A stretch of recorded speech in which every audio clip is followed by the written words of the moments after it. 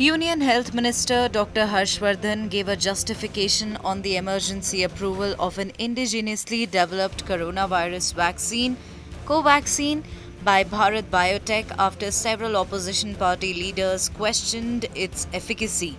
Harshvardhan, in series of tweets in support of Covaxin, said that vaccines approved globally based on gene encoding spike proteins have protective efficacy of over 90%.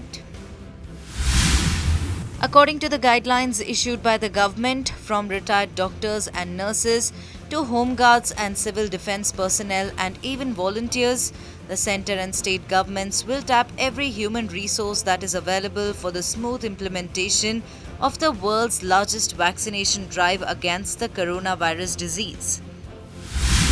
CEO of Serum Institute of India, Aadhar Poonawalla, said that the firm can deliver vaccines within 7 to 10 days from the purchase order.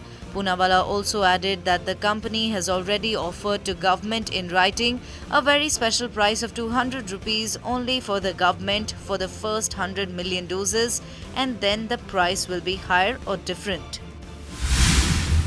The centre and farm unions protesting against a set of laws aimed at opening up agricultural markets will hold their seventh round of negotiations on Monday that could shape the outcome of the long drawn out dialogue process.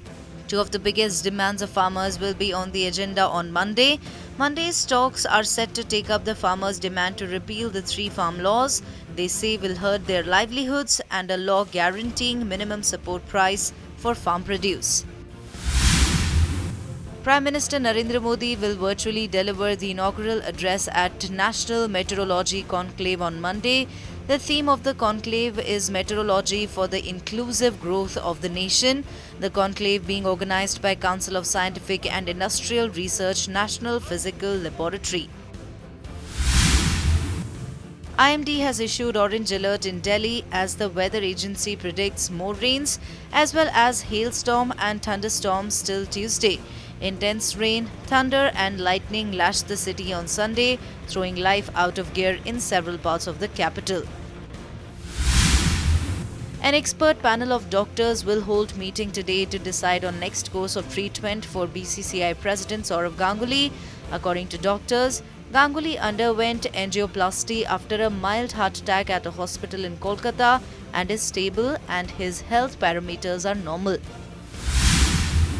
Nancy Pelosi was narrowly re-elected Speaker of the U.S. House of Representatives on Sunday as a new Congress took office amid political uncertainty, with Senate control undecided and a Republican fight looming over presidential election results.